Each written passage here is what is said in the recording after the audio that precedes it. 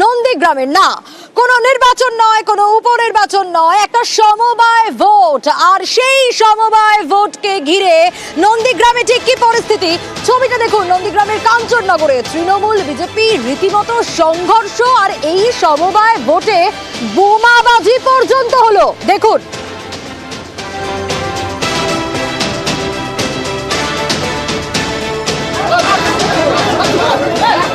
নন্দীগ্রামের সমবায় ভোট, আর সেই সমবায় ভোটকে ঘিরে কি পরিস্থিতি তৈরি হয়েছে কাঞ্চননগরে। সমবায় ভোটে তৃণমূল বিজেপি রীতিমতো বচসা, হাতাহাতি, ভোট কেন্দ্রের বাইরে বোমাবাজির ঘটনা অভিযোগ উঠে আসছে। তৃণমূল বিজেপি কর্মীদের বচসায় রীতিমতো উত্তেজনার পরিস্থিতি তৈরি হয়। সুজিত রয়েছে সরাসরি, সুজিতের কাছ থেকে এই মুহূর্তের পরিস্থিতি জানতে চাইবো। সুজিত, কোনো বড় নির্বাচন নয়, উপনির্বাচন নয়, একটা সমবায় ভোট, আর সেই সমবায় ভোটকে কেন্দ্র করে এরকম অবস্থা কেন তৈরি হলো, এই পরিস্থিতি যে বোমাবাজি পর্যন্ত হলো, এখন কি অবস্থা? জেলার নাম পূর্ব মেদিনীপুর, জেলার নাম নন্দীগ্রামের জেলা, যেখানে কিনা সমবায় ভোট সাধারণ নির্বাচনকে সোনিয়া টপকে যাবে, যেখানে কিনা টপকে যাবে এই সেন্সে বলছি, যেখানে সাধারণ নির্বাচনে গণ্ডগোল দেখা যায়, এখানে দেখা গেল কি একেবারে একটা অতি সাধারণ একটা সমবায় ভোট, যেখানে প্রতীক চিহ্ন পর্যন্ত থাকে না, সেখানে নামের উপরে ভোট পড়ে। কিন্তু তৃণমূল বা বিজেপি, সিপিএম হোক কিংবা কংগ্রেস, তারা কিন্তু প্রার্থী দেয়। সেই প্রার্থী দেওয়া সেখানেই আজকে ভোট চলছে 8টা থেকে। সকাল থেকে নিউজ 18 বাংলায় যে ছবি দেখাচ্ছি, বারে বারে মানুষ ফোন করছেন, জানতে চাইছেন আজ আবার কিসের ভোট। আসলে ভোট একেবারে স্থানীয় স্তরে সমবায় ভোট, তা হলে কি হবে? ঘটনাস্থল যেখানে নন্দীগ্রাম, ঘটনা যত ঘটনা ঘটে যেখানে নন্দীগ্রামে, সেখানে কিনা সমবায় ভোট।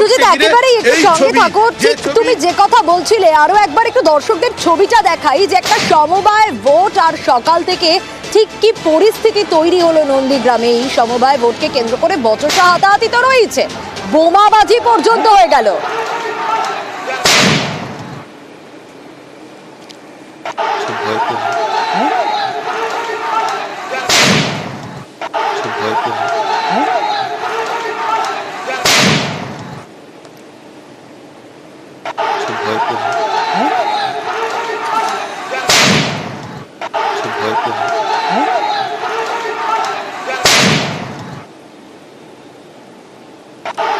আবারও সুজিতের কাছেই যাব, সরাসরি সুজিত রয়েছে। সুজিত, এখনকার ছবিটা একটু জানতে চাইবো, এখন কি পরিস্থিতি, একটুও কি শান্ত হলো, আয়ত্তে এলো?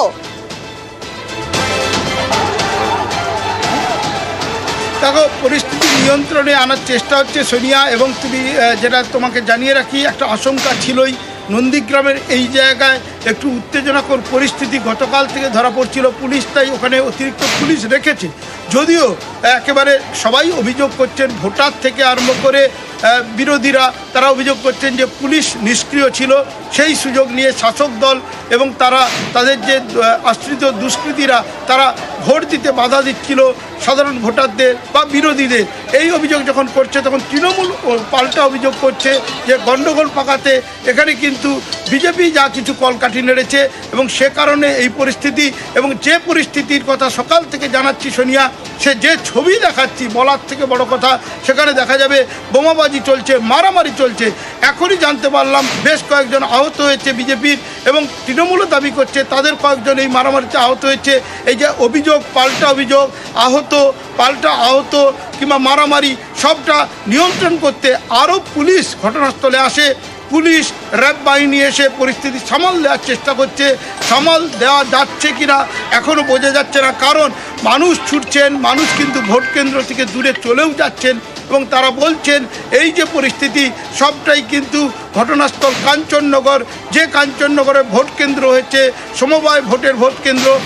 আমি আরো একবার একটু তোমার কাছ থেকে জানতে চাইবো, স্বাভাবিকভাবে এই প্রশ্নটা উঠে আসছে যে কোথা থেকে এই সূত্রপাত, কেন এরকম পরিস্থিতি তৈরি হলো। আরো একবার একটু জানতে চাইবো যে এই ঘটনার সূত্রপাত কোন জায়গায়, যেখানে র্যাব চলে এলো, বোমাবাজি হলো, আটকানো যাচ্ছে না, পরিস্থিতি নিয়ন্ত্রণের চেষ্টা হচ্ছে এখনো পর্যন্ত।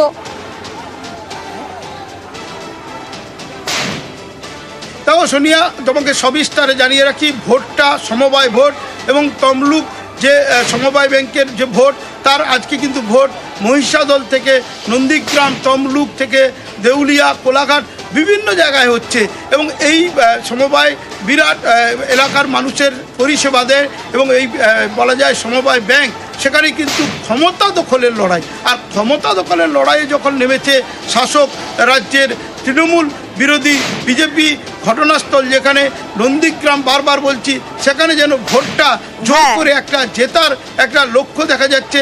সূত্র বলছে দুপক্ষই যখন জেতার জন্য ঝাঁপিয়ে পড়ছে, তারা অসৎ মানে পথ অবলম্বন করতে চাইছে, আর সেই অবলম্বন করতে গিয়েই বচসা, হাতাহাতি, ভোট কেন্দ্রে একটু সঙ্গে থাকো। তুমি বলছিলে এতক্ষণ নন্দীগ্রামের কথা, নন্দীগ্রামের দিকে তো নজর রাখছি, এর পাশাপাশি আরো এক জায়গায় নজর রাখবো।